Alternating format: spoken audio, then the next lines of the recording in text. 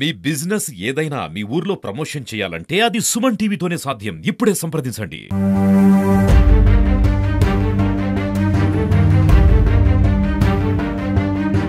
Welcome to Suman TV. ఈరోజు శ్రీకాకుళం జిల్లా రణస్థల మండలంలో సీతంవలస అనే గ్రామంలో 23 ఏళ్ల బాలుడు ఆత్మహత్య కథ.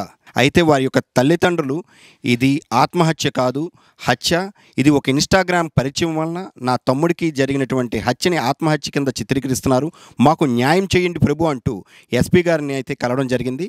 తరువాత ఎస్పీ గారు పూర్తి దర్యాప్తు నిమిత్తం ఈ కేసుని మళ్ళీ ఓపెన్ చేసి దీన్ని మళ్ళీ డిఎస్పీ గారి ఆధ్వర్యంలో దీన్ని మళ్ళీ ముందుకు తీసుకెళ్ళడం జరుగుతుంది.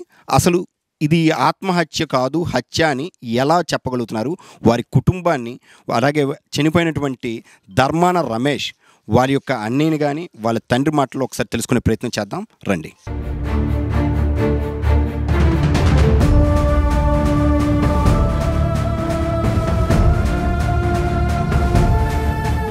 బాబు మీ పేరు? ధర్మానీశ్వరరావు అండి. ధర్మానీశ్వరరావు. ధర్మాన్ రమేష్ అనే వాళ్ళు చనిపోయారు అన్నారు కదా, ఆయనకి ఏమవుతారు మీరు? తండ్రినండి, నేను చిన్న అబ్బాయి తండ్రిని. ఎలాగ జరిగింది ఈ సంఘటన, మీకు ఎప్పుడు తెలిసింది? దీని మీద మీరు అసలు ఇది ఎస్పీ గారి దగ్గరికి వెళ్ళి మళ్ళీ దర్యాప్తు, ఇది ఆత్మహత్యగాను పెట్టిన కేసుని ఆత్మహత్య కాదు హత్య అని మీరు మళ్ళీ వెళ్ళి ఓపెన్ చేయమని చెప్పారు. అసలు మీకు ఎందుకు అనుమానం వచ్చింది?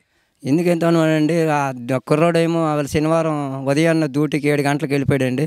డ్రామాను హాస్పిటల్ దగ్గర డ్యూటీ చేస్తుండగానే ఇంకా ఈవరు నావేటి గోపి అన్న కుర్రోడు వెళ్ళి అలాగ మా చేతులు మండి వేసుకొని హాస్పిటల్కి ఎదురుగుండి గంట వరకు ఉండి ఒక కుర్రోడు నొగ్గాడు కాదు, ఈ రమేష్ అని కుర్రోడిని బెదర ఇలాగ వెళ్ళి అలాగ వచ్చేయడం రారని సరే మా బండి మధ్య తీసుకొని వెళ్ళాడు. ఒక ఎత్తి తీసుకొని వెళ్ళాడు, పాలెంలో దింపినాడు. పాలెం దింపిన తర్వాత అక్కడికి వెళ్తే 60-70 మంది మూగిపోయి మొత్తం ఆ కుర్రోడిని ఏమో గుడ్ల ఇప్పేసి కొట్టి నాన్నగా అన్న కంగాలు చేశారట. కనీసం మా ఊళ్ళో వెళ్ళి తీసుకెళ్ళి మాకు ఇంత తెలకంట కూడా తీసుకెళ్ళాడండి, అంత కప్పిసాడు ఆ గోపేన్ కుర్రాడు. తీసుకెళ్ళిన తర్వాత మాకు మధ్యాహ్నం 4 గంటలకల్లా మాకు తల్లిదండ్రులకు చెప్పకంటే వాళ్ళ అన్నయ్య వైజాగ్లో డ్యూటీ చేస్తుండగా ఆడికి చెప్పాడండి. వాళ్ళ అన్నయ్యకి ఆ దూరంగా ఉన్నాడు, ఆడికి చెప్తే ఎలాగో వచ్చి కాపాడలేడు అనేసి వాళ్ళ అన్నయ్యకి ఫోన్ చేసి చెప్పాడు. కానీ తల్లి ఉన్నప్పుడు ఊళ్ళో గ్యాం చిన్నోళ్ళు పెద్దలు ఉన్నప్పుడు వాళ్ళకని చెప్పి తీసుకెళ్తాను అనకంట అంత కొంటరు మీద తీసుకెళ్ళి వాళ్ళకి ఇచ్చాడండి. ఇచ్చిన తర్వాత ఆ కుర్రని అడిగితే నేను తీసుకెళ్ళడం నా తప్పే, నాకు కానీ వాళ్ళు అంత అన్యాయంగా చంపేస్తారని నేను అనుకోలేదు. తీసుకెళ్ళడం మొత్తం మోగి కొట్టేసినారు. నేను తీసుకెళ్ళడం నాదే తప్పు అని ఆ గోపి ఒప్పుకుంటాడు. ఇప్పుడు మాకు అన్నీ మాకు తెలిసినాయండి. ఇంతవరకు మాకు అసలు ఎవరు ఆ గోపి అన్న ఆయన? ఎవరు గోపి అన్న?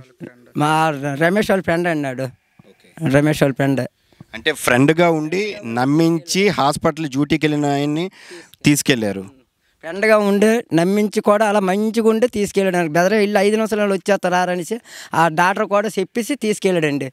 ఆ డాక్టర్ ఏమో మళ్ళీ వాళ్ళు వెళ్ళి నాకు అరగంట కల్లా ఫోన్ చేస్తే ఫస్ట్ సార్ రింగ్ అయింది. రింగ్ అయితే మళ్ళీ 2 నిమిషాలు ఆగి మళ్ళీ డాక్టర్ మళ్ళీ ఫోన్ చేస్తే అక్కడ స్విచ్ ఆఫ్ అని వచ్చింది. అదే ఊపిని 7 సార్లు కూడా డాక్టర్ ఫోన్ చేశారట. 7 సార్లు మిస్డ్ మాకు చూపించాడు. హాస్పిటల్కి వెళ్ళి మేము పల్లె ఆడడానికి వెళ్తాడికి గోపికి మళ్ళీ తిరిగి మేము చేసి అడిగితాడికేమో మీ తమ్ముడు మర్రాడు విజయనగరం ఫ్రెండ్కి యాక్సిడెంట్ అయింది, విజయనగరం వెళ్ళిపోయాడు అన్నాడు.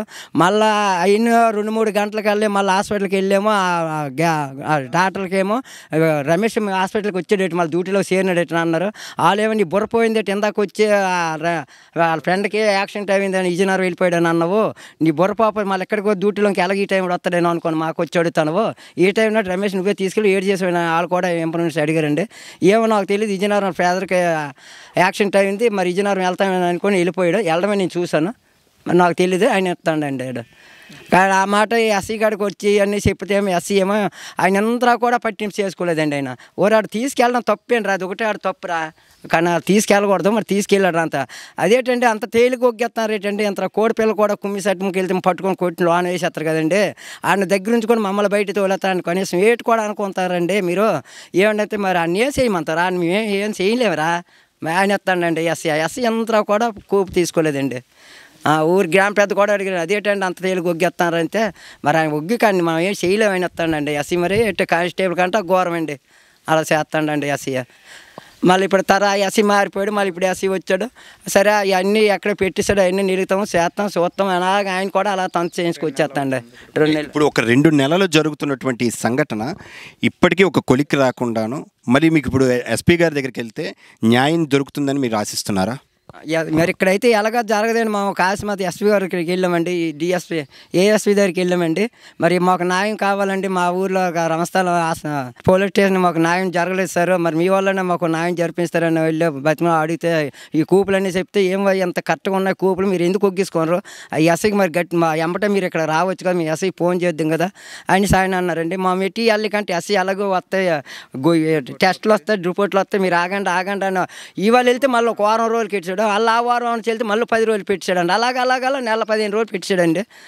ఇవినోడికి మళ్ళీ మా న్యాయం అక్కడికి వెళ్తే న్యాయం జరుగుద్ది అనుకుని శ్రీకాకుళం వెళ్ళామండి. ఎస్ఐ వాళ్ళని కలిసినాము. ఆ రోజు గొడవ అయ్యేటప్పుడు అండి, గొడవకైనా అక్కడ తీసుకెళ్ళేటప్పుడు ఎంబటాలు కొట్టినప్పుడు ఏమైనా ఫస్ట్ ఏమో ఆ సెల్ ఏమో ఛార్జింగ్ ఇంట్లో పెట్టాడటండి. తగు అయిపోతుంది, సరే నా సెల్ ఇచ్చిరా అనేసి రమేష్ అడిగటండి. నీ సెల్ మేము ఎవరంటారు బద్రిగా ఇల్లు లోనికి వెళ్ళి తెచ్చుకోరని అన్నారండి. సరే మీరు ఇవ్వద్దురారా, నా సెల్ నేనే తెచ్చుకుంటాను అనేసి ఇంట్లోకి నరేష్ రమేష్ అని కుర్రాడు ఇంట్లోకి వెళ్ళాడండి. మా అబ్బాయి ఇంట్లోకి వెళ్ళి సెల తెచ్చుకుందామని వెళ్ళేటాడికి టక్కని ముగ్గురు వెళ్ళి టక్కన తలిపేసారండి. తలిపేసినప్పటి ఇక ఏడన్న తలిపేసరికి టక్కన వాడేమో వెనకాల వచ్చి నడుము పెట్టేశాడండి. నడుము పట్టిన టాగు అని కుర్రాడు నడుము పెట్టాడండి. ఈయన డీపీ లాగని కుర్రాడేమో ఎదరకు వచ్చి పోరసాల మీద తన్నాడటండి. మళ్ళీ అయిపోయిన తర్వాత మళ్ళీ సంతోష్ అన్నాడు ఒకడు ఉన్నాడండి, ఆడు కూడా కలిసాడండి. అమ్మాయి తాలూకా మగడండి అలా ఆయనండి. మళ్ళీ ఈ నరసయ్య అన్నాడు ఒకడు కూడా ఉన్నాడండి. ఓరు ఇంకా యూపున్నాడు, మరి మొగ్గితే మరి బాధలేదు, మరి లోపల ఉంచాడు, నేను బయట ఈలోగా మా అందరు ఆడవాళ్ళు అందరినీ బయట తోలేస్తే మీరు అందరు బయట తేక మీరు లోనే ఉండంటారు అనేసి వీళ్ళందరినీ బయటికి నరసయ్య అన్నాడు బయట అందరినీ ఇటోళ్ళకి పంపించాడటండి. వాడు పంపించడానికేమో అలాగా ఊరు గ్రామ పెద్ద తోటదారు అనేసి ఉన్నాడండి. తోటదారికేమో ఎంబటే వీళ్ళు కబురు చెప్పారండి, ఎవరు వీళ్ళకి అయిపోయాడో సరే అయిపోయాను మరి ఎట్లేదంటే, ఒరైతే అల్లటోడు మరి ఇంకేటి ఉంచకండిరా, మీరేం తిరిగి చూడకండి ఉనికి తీసి మొత్తం తీసి తాడుకి వెళ్ళి అదే మన ఒకసారి చచ్చిపోండి కట్టి అక్కడ చచ్చిపోండి కదా, అదే చెట్టు దగ్గర అదే పాటలో అదే చెట్టుకి ఇంకా పక్క చెట్టు కట్టి అంటారు అనేసి ఆయన సలహా ఇచ్చాడటండి. 5 కుర్రోళ్ళకును ఆ యూపును అక్కడ తాడు పట్టుకొని వెళ్ళి ఈ కుర్రోడిని ఏమో మధ్యన కోకను పెట్టి మా ఊర్లో వెళ్ళి తీసుకెళ్ళారండి. తీసుకెళ్ళడం కూడా 3 ఆడవాళ్ళు చూసారండి. ఏమో కుర్రోడు అలాగ చచ్చిపోతాడా పడిపోతాడు ఏమైనా అలాగంటే లేదమ్మా హాస్పిటల్ తీసుకెళ్ళాము, తీసుకొచ్చేస్తాము, పర్లేదు అనుకుని వెళ్ళిపోయారండి. తీసుకొచ్చారు, అంతవరకు జరిగింది. కానీ మేడ ముద్దే తోటదారేనండి ఎక్కువ. తోటదారి ఆయన పూనుకపోతే వాళ్ళు సంపరండి, ఎలాగో కథ ఏదో ఒకటి ఎరగొడిసి ఒగ్గిద్దరండి. ఆయన ఎప్పుడైతే వరే మన పథకంలో మన దీంట్లో ఉంది, మన అధికారంలో ఉంది, ఒకడే ఏక పీక్కుంటే నేను చూసుకుంటాను మీరు చేయండి అనేసి అక్కడ పడిపోండి కూడా మళ్ళీ వెనకుండా వచ్చి ఎడంకోలతను పేక మీద అడిగేసి నిర్మించాడటండి ఆయన మళ్ళీ తిరిగి ఆ తోటదారి అని మనిషి. ఆ ఊర్లో ఉండి ఇప్పుడు మాకు తెలిసేయండి అన్నీ ఇప్పుడండి వాళ్ళ మనుషులే చెప్తారండి. మళ్ళీ గోపేణ కుర్రోడు కూడా ఇలా చేస్తారని నేను అనుకోలేదు, నన్ను తీసుకెళ్ళడం నా చాలా తప్పు, కానీ వాళ్ళు ఎంత గుట్టు మీద ఉండి ఇలా చంపేస్తారని నేను అనుకోలేదు. ఇలా చేశారు, వాళ్ళ పార్టీ అట వాళ్ళ దీంట్లో ఉందట అధికారం అనేసి వాళ్ళు చేశారు. ఏ పార్టీ ఇదని ఎంత అన్యాయం చంపడం ఏంటండి, అదే మాకు న్యాయం జరుగుతుందని మీకు వాళ్ళ డిఎస్పీలోను ఏఎస్పీలోను కలిసినవండి. ఇలాంటివి ఎక్కడ చూడలేదు, దీనికి జరిగింది ఏంటి, ఇది న్యాయం అవుతుంది అనేసి అనుకొస్తున్నారండి. మరి అంతా దేవుడి సిద్ధం.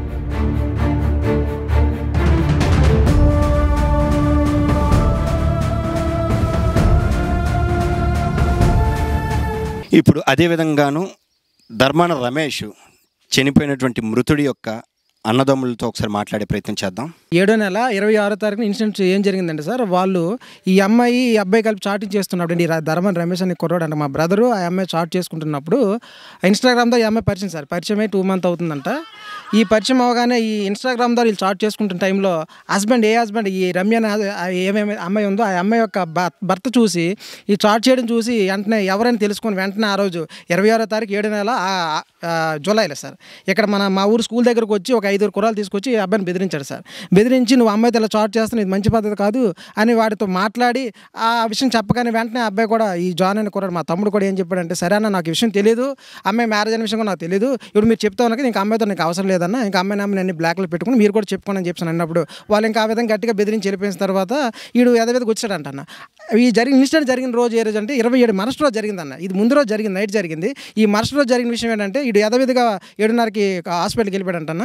వెళ్ళిపోయిన తర్వాత హాస్పిటల్ దగ్గరికి వచ్చి గోపిన కుర్రాడు హాస్పిటల్ దగ్గరికి వచ్చి ఒరే రాత్రి గొడవ జరిగిందంట కదా, మరి ఆ గొడవ విషయంలో మాట్లాడి మళ్ళీ రమ్మన్నారా అని చెప్పేసానని వీడికి పిలవడం జరిగిందంట సార్. అంతకు ముందుగానే ఈ గోపిక అంటే రాకముందుగానే ఈ జాన్కి వీళ్ళకి ఈ పాలిపల్కి ఫోన్ చేశారంట సార్. ఇక్కడ ఈ అమ్మాయి తరపు మళ్ళీ ఫోన్ చేశారంట. ఫోన్ చేస్తే ఆల్రెడీ నైట్ అడిగిన గొడవ వల్ల ఏం చేసి నెంబర్లని బ్లాక్ లిస్ట్లో పెట్టుకున్నంట. వీడి నెంబర్ ఇప్పుడే తావలేదు. వెంటనే ఈ గోపిన కుర్రాడు ఈ పాలెం వాళ్ళకి ఫ్రెండ్స్ అంట ఆల్రెడీ.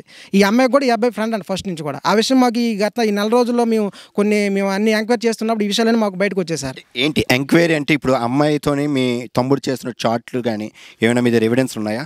సార్ ఇప్పుడు మా దగ్గర ఎవిడెన్స్ అంటే ఏంటి సార్, ఇప్పుడు మాకు సీసీటీవీ ఫుటేజ్లు ఉన్నాయి సార్. తర్వాత ఈ అమ్మాయితో చాట్ చేస్తున్నటువంటి మెసేజ్ మా వాడికి పెట్టాడు కొన్ని మెసేజ్లు.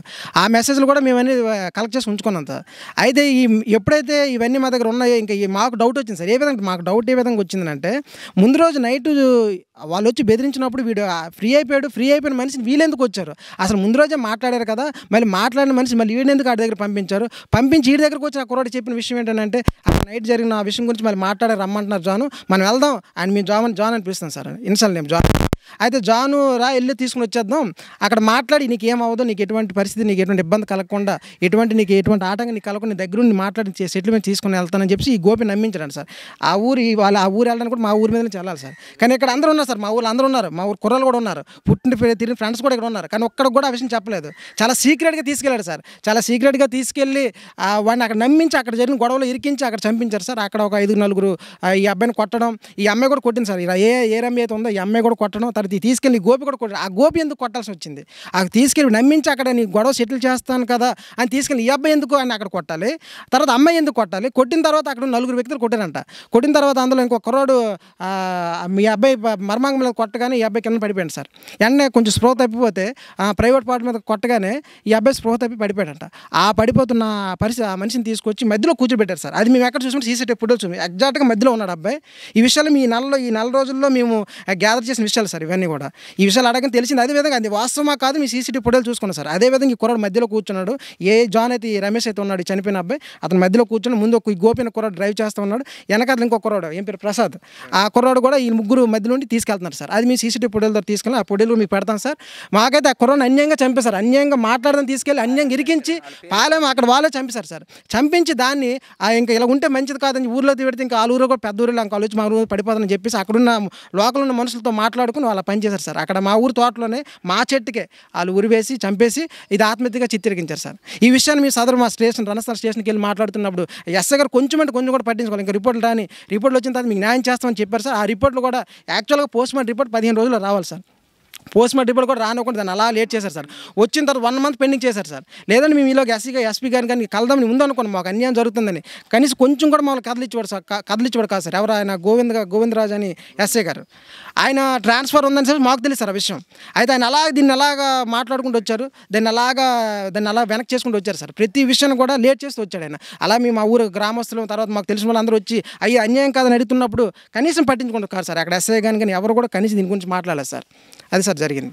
ఒక అమాయకుడైనటువంటి ధర్మాన రమేష్ అలియాస్ జాను, ముద్దుగా పిలుచుకుంటున్నటువంటి పేరు, అటువంటి కుర్రోడిని 23 ఏళ్ళ ఒక యువకుడిని అన్యాయంగా నమ్మించి తన మిత్రుడైనటువంటి కుర్రోడు తనని బండి మీద తీసుకెళ్ళి ఎటువంటిది జరగదు సెటిల్ చేసుకొని వద్దాం అంటూ ఒక ఇన్స్టాగ్రామ్ పరిచయం ఈరోజు తన ప్రాణానికి ముప్పుగా వచ్చి తన ప్రాణం పోవడానికి కారణమైంది. అటువంటి వాళ్ళకి పోలీసు వ్యవస్థ సహకరిస్తుంది అని వాళ్ళ కుటుంబ సభ్యులు ఆరోపిస్తున్నారు. ఇప్పుడు మృతుడి యొక్క ధర్మాన రమేష్ వారి యొక్క సొంత అన్నదమ్ముడు ధర్మాన నరేష్ ఉన్నారు. ఆయనకి ఈ విషయం ఎలా తెలిసింది, అసలు దీని మీద ఇది ఆత్మహత్య కాదు హత్య అని ఆయన బలంగా ఏ విధంగా నమ్ముతున్నారో ఒకసారి ఆయన మాటలు నమ్ముదాం. ఏమవుతారండి చనిపోయిన మృతుడు? సొంత అన్నేనండి. సొంత అన్నని నేను 7వ నెల జూలై 27వ తేదీన నేను వైజాగ్లో డ్యూటీ చేసుకుంటాను హాస్పిటల్లో. నాకు లావెట్ గోపి అనే వ్యక్తి కరెక్ట్గా 11 గంటలకి ఇలా కాల్ చేశాడు. 11 గంటలకి కాల్ చేసి అన్నయ్య ఇలాగ అమ్మాయి గొడవ అయింది, గొడవకి వెళ్ళాము, తమ్ముని తీసుకొని వెళ్ళాను, ఇలా గొడవ అయింది, అమ్మాయి కుట్టింది, అమ్మాయి ఎందుకు కుట్టిందంటే వాళ్ళు ఊర్లో ఉన్న వాళ్ళు అందరూ కుట్టించారు అమ్మాయి చేత అన్నారు. మళ్ళీ నేను కూడా కుట్టాను, నువ్వెందుకు కుట్టవరు అంటే నార్మల్గా కుట్టానన్న, వాళ్ళ ఊరు ఫైర్ అవ్వకుండా ఉంటారని అన్నాడు ఈ అబ్బాయి. సరే మా తమ్ముడిని కొంచెం నీ దగ్గర ఉంచు, మా తమ్ముడికి ఫోన్ నువ్వు అంటే ఏడుస్తున్నాడన్న మాట్లాడంట అని అన్నాడు. సరేరా ఒక 2 నిమిషాల తర్వాత నేను కాల్ చేస్తాను, మాట్లాడుతున్నాను, అందరిలోపు నువ్వు వాదార్చు అని అన్నాను. అదేవిధంగా 2 నిమిషాల తర్వాత మళ్ళీ కాల్ చేసి మా తమ్ముడికి ఫోన్ ఎవరు అంటే లేడన్నా వెళ్ళిపోయాడు, అని అన్నాడు. మా తమ్ముడికి అక్కడి నుంచి కాల్ చేస్తుంటే మా తమ్ముడు ఫోన్ స్విచ్ ఆఫ్ వస్తుంది. ఆ రోజంతా డయల్ చేస్తూనే ఉన్నాను, ఫోన్ స్విచ్ ఆఫ్ మా తమ్ముడిది. ఈ గోపికి కాల్ చేసి అడుగుతుంటే అప్పపురం ఫ్రెండ్స్ ఉన్నారు, అక్కడికి వెళ్ళాడని చెప్పాడు ఒకసారి. ఇంకోసారి ఏమో పోత వలసలో వారాలు అవుతున్నాయి, అక్కడికి వెళ్ళాడని ఒకసారి చెప్పాడు. గంటకి ఒక్కొక్క ఊరు పేరు చెప్తున్నాడు. అవన్నీ నేను వాళ్ళు కాల్ చేసి కనుక్కుంటున్నాను, మా వాడు వచ్చాడేమంటే వాళ్ళు ఏమో రాలేదు గురు, వాడు కాల్ చేస్తాను వాడు ఫోన్ స్విచ్ ఆఫ్ అని వస్తుంది అని అన్నాడు. నేను వైజాగ్ నుంచి వాడు ఫోన్ స్విచ్ ఆఫ్ వస్తుంది ఏంటి అక్కడికి వెళ్ళిపోయామని భయంతో 4 గంటలకి వైజాగ్ నుంచి మా ఊరు రావడం జరిగింది. నేను వచ్చినప్పుడు నన్ను పికప్ అయితే గోపియా చేసుకున్నాడు, నన్ను పికప్ చేసుకున్నాడు 4 గంటలకి. పికప్ చేసుకొని ముందు హాస్పిటల్ కాడికి వెళ్ళాము, అక్కడ అడిగాము, అక్కడ లేడని చెప్పారు. చెప్తుంటే ఇక్కడ ముందే చెప్పేస్తుండే అక్కడ హాస్పిటల్ కాడ లేడన్న అనేసి. నీకు ఎలా తెలుసు అంటే నాకు తెలుసు అని అంటాడు. ఎలా తెలుసు అంటే అది చెప్పట్లే. సరేరా నన్ను మా ఇంటికి దించండి, నేను ఏదో ఒక బాధపడతాను అని అంటే మా ఇంటికి దించే ముందు మా తోట ఉంది, ఆ తోటకి వెళ్దామన్నా అని అన్నాడు. ఈ టైం ఇప్పుడు తోటకి ఎందుకంటే మామూలు ఉంటాడేమో చిన్న డౌట్ వస్తుంది అని అన్నాడు. సరేరా అనేసి వెళ్ళేసరికి అక్కడ బండి ఉంది, బండి చూసి మేము కొంచెం సంతోషపడ్డాము. లోపలికి వెళ్ళేసరికి మా ఊడు అలా యాంగిల్లో కనిపించాడు. లోపలికి వెళ్తేప్పుడు నెతకడానికి నేను మా ఫ్రెండ్ వెళ్ళాము. ఈ లావిట్ గోపి అనే వ్యక్తి అయితే లోపలికి రాలేదు. మేము మా తమ్ముని చూసి గోల పెట్టి కేకలు వేసినా సరే ఎంత అరిచినా సరే లోపలికి రాలేదు. భయపడి బయటకు వచ్చేసరికి గోపి ఫ్రెండ్స్ ఒక 10 మంది దాకా వచ్చేసారు. అప్పటికి నేను మా ఇంటి వాళ్ళు కూడా ఇన్ఫార్మ్ చేయలేదు, ఇంకా అంతవరకు జరిగిందన్న. చూశారు కదా, ఇది ముందు నుంచి ఒక ప్లాను, ఇది ఆత్మహత్యగా కాదు హత్య అని వాళ్ళు బలంగా నమ్ముతున్నారు. మృతుడు చనిపోయినటువంటి ధర్మాన రమేష్ వాళ్ళ తల్లితో మాట్లాడే ప్రయత్నం చేద్దాం.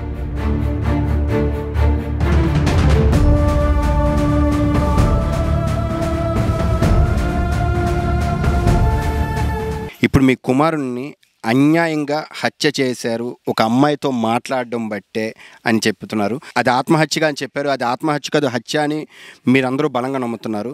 అది ఏ విధంగాను, మీరు ఏ విధంగాను అసలు అంటే ఒక అందొచ్చిన 23 ఏళ్ల కుమారుడు ఈరోజు చనిపోయాడు అంటే ఒక కన్న తల్లిగా మీరు ఏ విధంగా బాధపడుతున్నారు?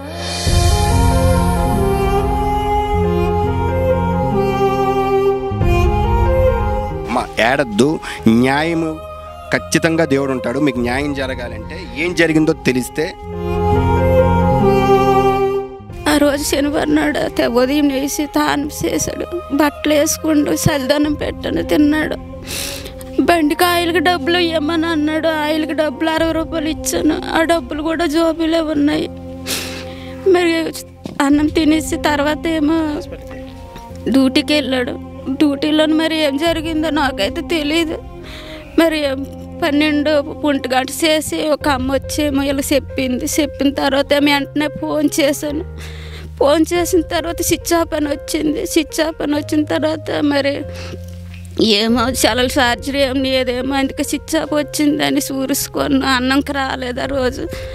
ఇంకా అన్నంకి రాలేదేటని మళ్ళీ ఫోన్ చేశాను. ఫోన్ చేసినప్పటికి కూడా స్విచ్ ఆఫ్ అని వచ్చింది. మరి పొద్దు 5:30-6 అవుతుంది. అంతప్పటికి వీళ్ళకి తెలిసింది చనిపోండి అని. అంతవరకు నాకైతే ఏం తెలీదు. మరి అక్కడ పిల్లకి వాళ్ళకి సంబంధం ఉందని కూడా విషయం కూడా మాకు తెలియదు. చనిపోయిన తర్వాత ఇవన్నీ తెలిసినాయి. మరి నా బిడ్డను అన్యాయంగా పాలు పొట్టను పెట్టుకోండి, అన్యాయంగా చంపేశారు. నా బిడ్డకి నాకు ఏం నాయ చేస్తారు, మీదయ్య మీ ఇష్టం. అంత తప్ప మేము ఏం చేయలేము. చూశారు కదా, ఒక కన్న తల్లి ఆవేదన. 23 ఏళ్ల కుర్రోడు వయసుకి అందొచ్చి తనని భవిష్యత్తులో బాగా చూసుకుంటాడు, సెటిల్ అయ్యి అనుకునే ఒక తల్లిదండ్రులు అన్యాయంగా ఆ కుమారుణ్ణి మధ్యలో హత్య చేసి దాన్ని ఆత్మహత్యగా చిత్రీకరించినటువంటి ఈ కోణాన్ని అసలు ఏ విధంగానూ దీన్ని పోలీసులు పరిష్కరిస్తారు, వీళ్ళకి తగిన న్యాయం జరగాలని అందరం కోరుకుందాం. Thank you.